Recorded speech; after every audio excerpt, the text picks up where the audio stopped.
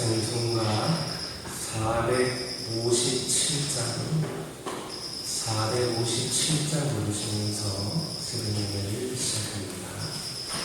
457장입니다. 겟세마네 동산에 주를 생각할 때에 근심이나 걱정이 외면할 수 있을까? 나를 항상 버리고 주를 따라가리라. 빌라도의 뜰에서 주를 생각할 때에 수치됨과 아픈 것 못 견딜 수 있을까? 길이 참고 묵묵히 주를 따라가리라. 갈보리 산 올라간 주를 생각할 때에 나의 받는 괴로움이 비교할 수 없으리. 십자가를 지고서 주를 따라가리라. 무덤에서 부활한 주를 생각할 때에 환난이나 죽음도 두려울 것 없으리. 승전가를 들으며 주를 따라가리라.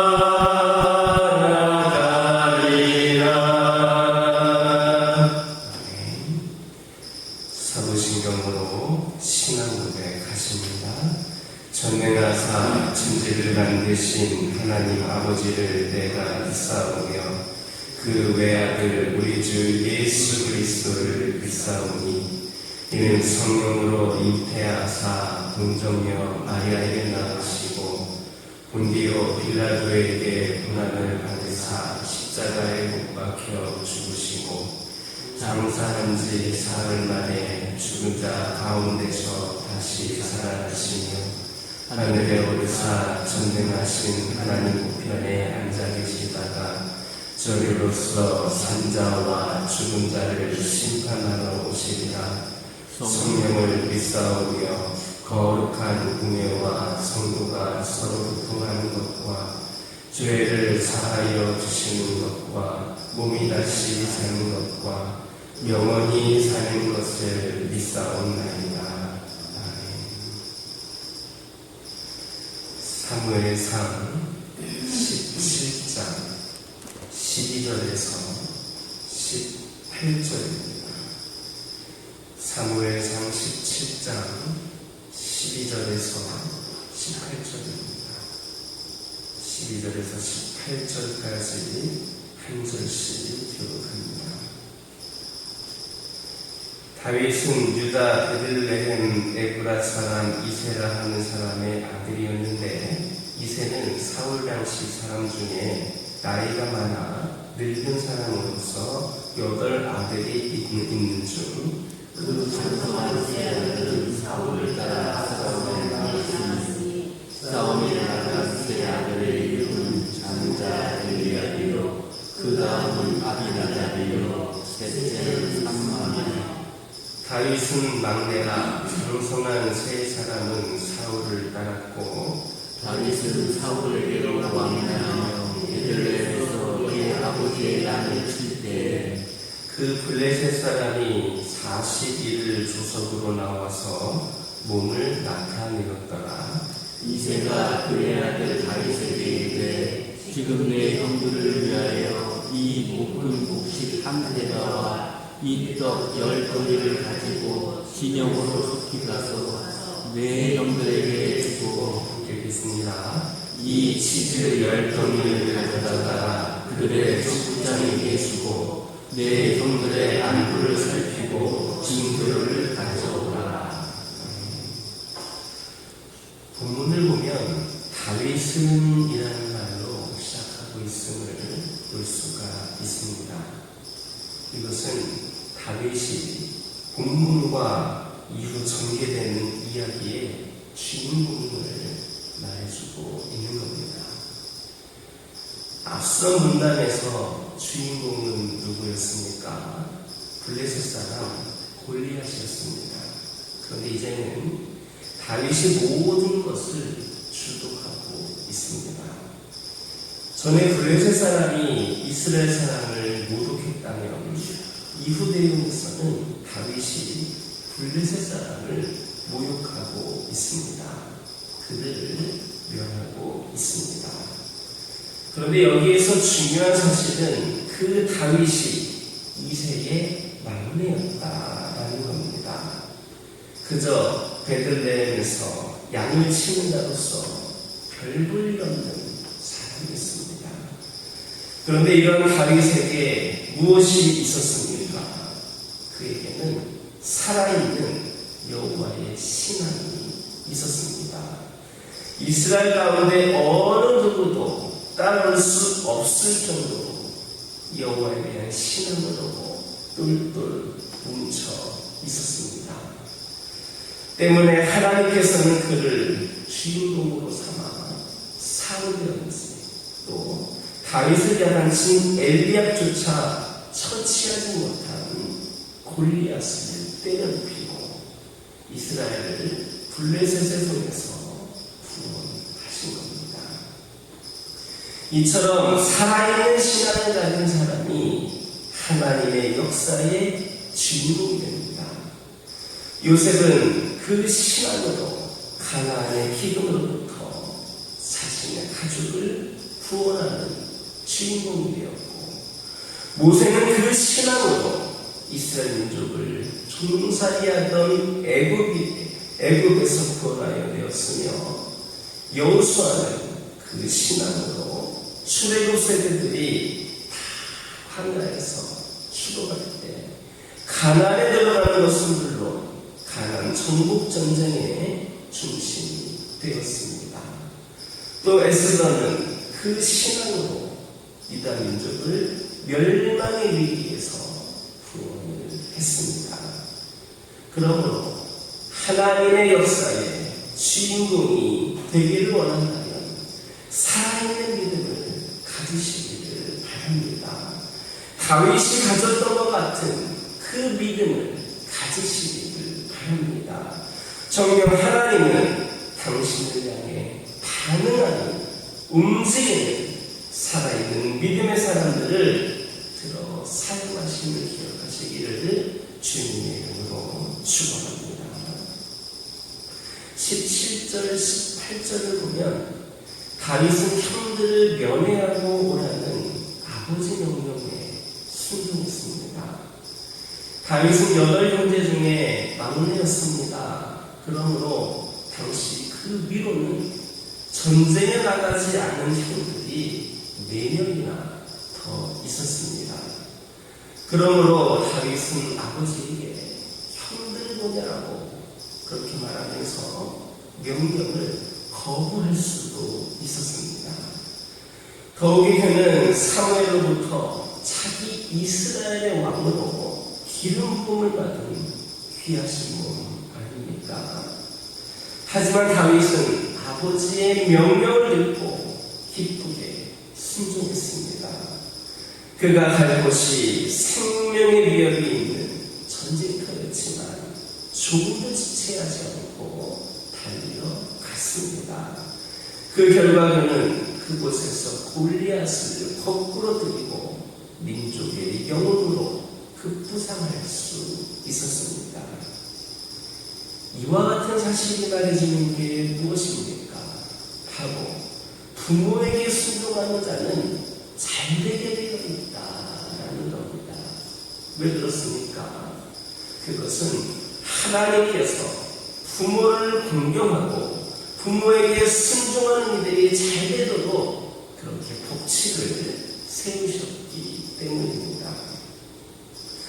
출애굽기 20장 11을 보면 부모 공경을 잘하는 이들은 이 땅에서 장수하리라 했습니다.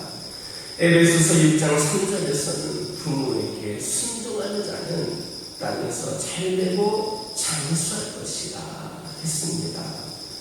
부모는 우리의 생명의 통로가 되는 분들일 뿐만 아니라 우리가 장성하도록 힘을 다하여 양육하신 분들입니다. 그러므로 자녀들이 부모를 공경하는 것은 너무나도 당연한 일입니다. 여기에 더하여 부모는 하나님께서 성도들로 하여금 눈에 보이지 않는 당신을 경외하는 법을 배우도록 하기 위해 세운 존재가 또 바로 부모이기도 합니다. 따라서 하나님은 부모를 공경하고 순종하는 자들을 당신을 공경하는 것으로 여기셔서 축복을 하시는 겁니다. 실제로 성경을 통하여서 이 땅에서 잘된 이들을 추적해보면 하나같이 부모를 공경하고 그 말씀에 순종했던 것을 확인할 수 있습니다.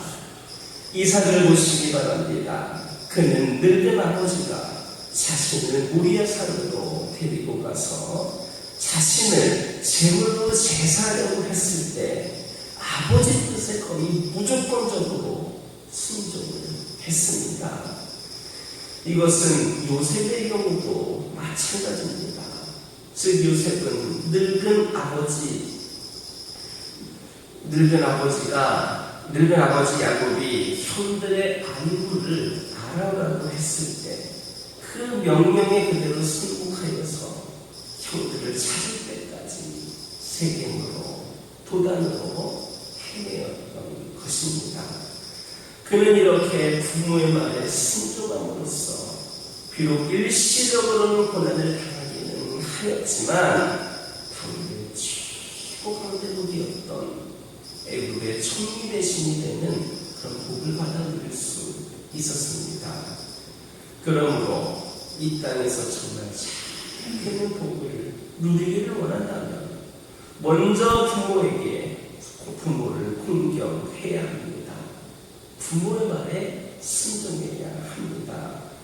부모의 말이 하나님의 말씀에 거스르는 것이 아니라면 무조건적으로 순종해야 됩니다. 또 여러분들의 자녀들이, 여러분들의 후손들이 정말 잘되는 복을 누리기를 원한다면 부모를 공경하고 순종해야 되기를 잘 가르치시기를 바랍니다. 그러면 영생과 함께 이 땅에서도 잘되는 그런 복을 누리게 될 것을 믿는 저와 여러분 되기를 주님의 이름으로 축원합니다. 기도하겠습니다. 사랑의 하나님, 살아있는 신앙을 가진 자들이 하나님의 역사의 주인공이 된다 말씀하여 주셨습니다. 그러므로 저희들도 살아있는 그 믿음을 소유하게 하여 주시고 그 믿음으로, 살아있는 믿음으로 우리가 하나님께 귀하게 쓰임받는 그런 주역들이 될 수 있도록 인도하여 주시옵소서. 아버지 하나님, 이 땅에서 잘되는 복을 누리기를 원한다면 부모를 공경하고 순종하게 하여 주시고 또한 자녀들을 그렇게 잘 가르치고 양육할 수 있는 부모들이 되게 하여 주옵소서. 그리하여서 나뿐 아니라 내 자손들 후손들까지도 영생과 함께 이 땅에서도 잘되는 복을 누릴 수 있도록 인도하여 주시옵소서. 아버지 하나님, 기도드립니다. 복음은 좋은 소식입니다. 그러나 이 복음이 우리에게 오기까지 수많은 이들의 피와 땀과 눈물이 녹아져 있었음을 고백을 합니다. 우리는 이 복음을 쉽게 받아 구원 얻은 백성이 되었습니다. 그러나 우리 하나님께서는 이 복음을 우리에게 주시기 위하여 독생자를 십자가에 내어주셔야만 했고, 또 예수님은 비참한 죽음의 길인 줄 알면서도 가셔야만 했습니다. 스데반은 이 복음을 전하기 위하여 돌에 맞아 죽기도 했고, 제자들은 모두 순교를 당했습니다.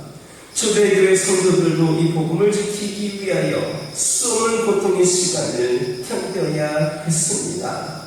아버지 하나님, 저희들이 이 복음을 받기까지 수많은 믿음의 선배들과 선교사들의 헌신과 희생이 있었음을 기억하게 하여 주시고, 보석보다 값진 복음이 우리에게 주어짐에 감사하게 하여 주시고, 우리 또한 이 복음을 전하기 위하여 수고와 인내에 합리할 수 있도록 인도하여 주시옵소서. 복음을 전하는 것에는 고통이 있지만 천하보다 귀한 그 한 영혼을 살리는 일에 우리가 최선을 다하게 하여 주옵소서. 아버지 하나님, 전도하는 일에, 선교하는 일에 저희들의 모든 것을 집중하게 하여 주시옵소서. 특별히 아버지 하나님, 우리 교화교회가 9월 28일 천궁원 주일이라고 하는 타이틀을 걸고 더욱더 전도에 매진하며 나아가기를 원합니다. 아버지 하나님, 어떠한 어려운 가운데서도 때로는 전도하는 일에 외면을 당하고 시기를 당하고 멸시를 당하는 일이 했다 할지라도 우리가 복음이 전하기까지 수고한 그 일의 헌신과 고난과 그 노력을 기억하면서 우리가 끝까지 포기하지 않고 복음을 전하는 일에 앞장서게 하여 주옵소서. 그리하여서 우리 교화교회의 빈자리가 채워지게 하여 주시고 성장하고 부흥하는 교회가 되게 하여 주시옵소서. 아버지 하나님, 기도합니다. 이를 위해 수고하고 헌신하는 믿음의 자녀들, 이들의 가정들을 축복하여 주시고 삶에 평안이 있고 기쁨이 있고 감사가 있고 간증거리가 차고 넘치게 하여 주시옵소서. 아버지 하나님, 이의 기도 제목에 아버지 하나님께서 능력으로 함께하여 주셔서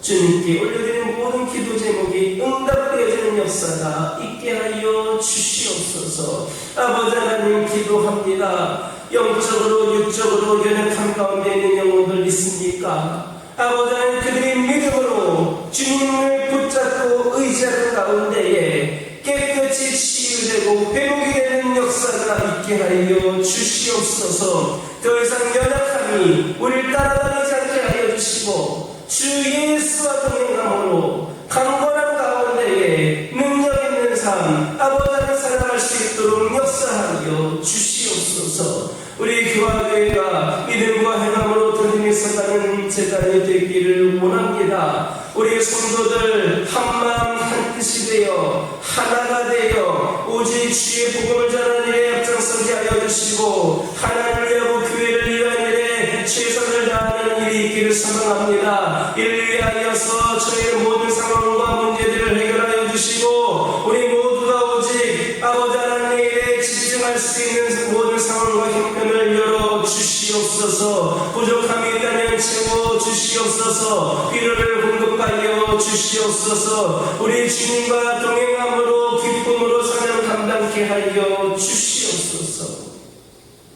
아버지 하나님, 우리 교화교회가 기도하고 협력하고 후원하는 우리 선교지와 선교사님들을 위하여 기도합니다. 그곳에도 우리 하나님의 놀라운 역사가 있기를 원합니다. 여러 가지 어려움으로 문제들로 고통 가운데 있는 그런 선교사님과 가정들 있지만 주님께서 해결하여 주시옵소서. 그리하여서 그곳에서 더 아버지 하나님 갖추어진 모습으로 아버지 하나님의 귀한 사명을 감당케 하여 주시고 능력으로 그곳 또한 아버지 하나님의 부흥의 역사가 일어날 수 있도록 인도하여 주시옵소서. 아버지 하나님, 오늘도 저희들이 주신 말씀 붙잡고 승리하는 하루가 되기를 원합니다. 아버지 하나님께서 역사하여 주시고 특별히 이전에 알지 못했던 기도 제목들 하나하나에도 하나님의 능력이 임하게 하여 주옵소서. 예수님의 이름으로 기도드립니다. 하늘에 계신 우리 아버지여, 이름이 거룩히 여김을 받으시오며 나라가 임하옵시며 뜻이 하늘에서 이루어진 것 같이 땅에서도 이루어지이다. 오늘날 우리에게 일용할 양식을 주옵시고 우리가 우리에게 죄 지은 자를 사하여 준 것 같이 우리 죄를 사하여 주옵시고 우리를 시험에 들게 하지 마옵시고 다만 악에서 구하옵소서. 나라와 권세와 영광이 아버지께 영원히 있사옵나이다.